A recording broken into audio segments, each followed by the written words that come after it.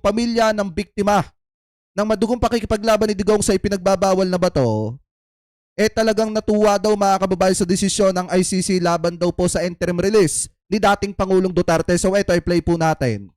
Welcome sa pamilya ng mga biktima ng war on drugs. Ang pagtabla ng ICC sa hirit na interim release ni FPRRD. Pero ang pamilyang Duterte hindi pa rin sumusuko at nagsumiti na ng kanilang apela kaugnay ng desisyon ng pre-trial chamber. Yan ang Agenda Weekend Report ni Elijah Bonzo.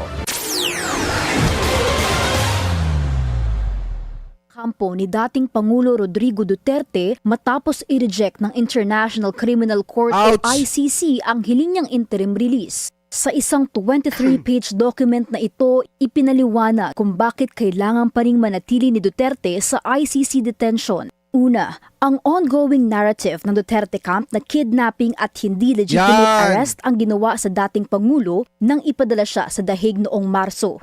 Yan ang sinasabi ko, yung mga salita ng mga anak ni Digong at yung salita ng kampo ni Digong na lalong nakapagpahamak dito po kay dating Pangulong Duterte, lalong nakapagpadiin dito po kay dating Pangulong Duterte at naging dahilan para hindi mabigyan ng interim release etong si Digong. Walang iba lang naman kung hindi yung salitang itatakas, yung salitang kinidnap mga kababayan, dahil kung pagbabasihan nga talaga sa totoong buhay, walang kinidnap na bumalik sa kidnapper. Ikalawa ay ang ilang public pronouncements ng mga anak ng dating Pangulo na nagpapahiwatig umanong itakas ang kanilang ama mula sa kustodiya ng korte. Dagdag pa riyan ang mga umano'y attempt ng pamilyang Duterte na i-delegitimize ang court proceedings at pagsasabing peke ang ilang mga testigo sa kaso. Bagaman sinisiguro raw ng kampo ni Duterte na magiging compliant si FPRRD, duda ang ICC dahil mismong sa anak nito nang gagaling na gusto nitong ibalik sa Davao City ang kanyang ama oras na mabigyan ng interim release.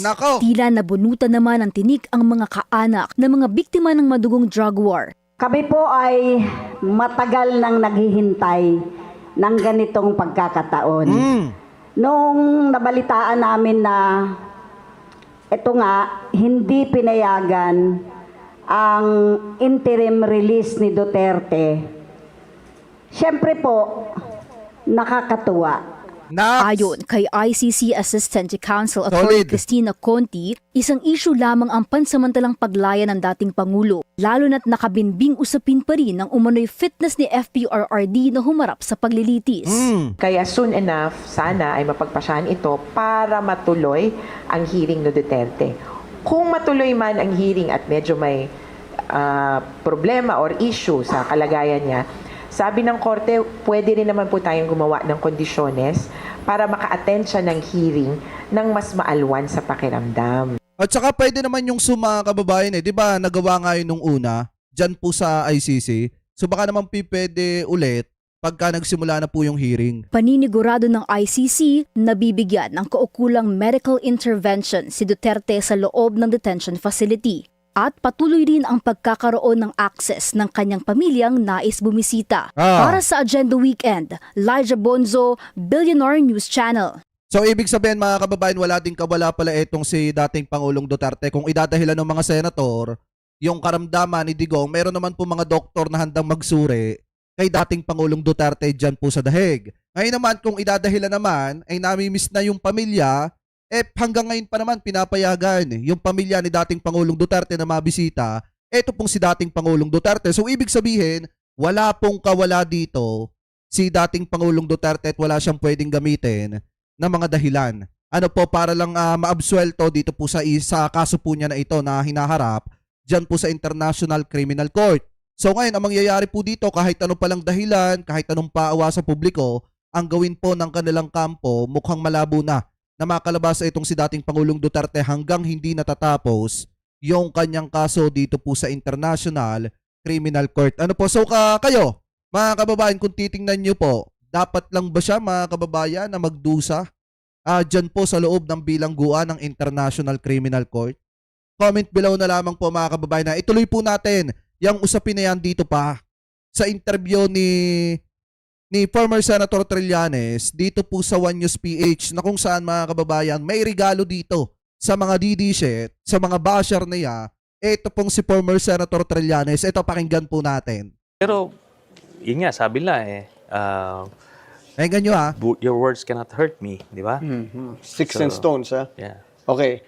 Pakinggan nyo. From Elvin Buendia Bazar naman to. Tatanda ka rin, Trill. Wow. Wala. Yeah.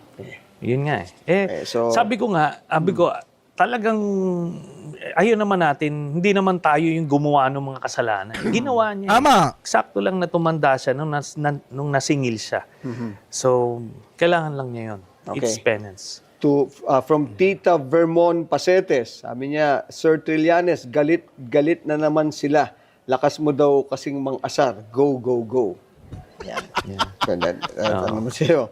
Okay, and then from Alex Flores, my salute to this guy, very consistent in his calling and successfully jailing Duterte. Okay? Yeah. Ito. From Roque Mayfairs, you're obsessed Roque. to the Dutertes. Actually, obsessed. Actually, yung term, akala nila kasi obsessed.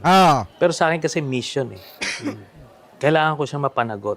So, hindi pa tapos yung mission, kaya hindi ko sila nilulubayan. Wow. At saka tingnan nyo yung pattern mga kababayan na pumula ng 2017, sinampahan ng kaso ni former Senator Trillanes, itong si dating Pangulong Duterte sa International Criminal Court mga kababayan. At kung matatandaan nyo, bago po na-aresto itong si dating Pangulong Duterte, maliwanag naman po na sinabi po niya mga kababayan sa kanyang press con na walang kasalanan si Marcos dyan. Yung ICC na yan, matagal na akong hinahabol niyan. Ngayon na nakakapagtaka bakit yung kay PBBM isinisisi. Maliwanag naman na kaya nasampahan ng kaso si dating Pangulong Duterte kasi nga, yung mga kababayan Pilipino po natin dito sa Pilipinas noong panahon ni Digong ay nawalan ng tiwala sa proseso ng batas dito po sa Pilipinas at nararamdaman nila na hindi mapapapanagot si dating Pangulong Duterte dito sa Pinas. Kaya ang nangyari, nagpatulong sila kay former Senator Trillanes para masampahan ang kaso si dating Pangulong Duterte doon po sa International Criminal Court. Kaya nga po kung matatandaan nyo, merong investigasyon kay Digong ng mga panahon na yon. Ano ang ginawa ni dating Pangulong Duterte? 2019, tinanggalan niya ng jurisdiction ng ICC dito sa Pilipinas sa pamamagitan ng pag-alis ng Pilipinas sa Rome Statute mga kababayan. So ngayon, nakalimutan ni dating Pangulong Duterte na ang ICC ay connected sa Interpol at ang Interpol naman ay connected sa Pilipinas at doon nadali si dating Pangulong Duterte. So, gano'n lang yan. Well, And yung kay Marcoleta, siguro the Yan. milder and safer term is obnoxious. Di ba? Ayan. Obnoxious, ha? Obnoxious. That's putting it very mildly. Yeah. Putting it very mildly. Okay.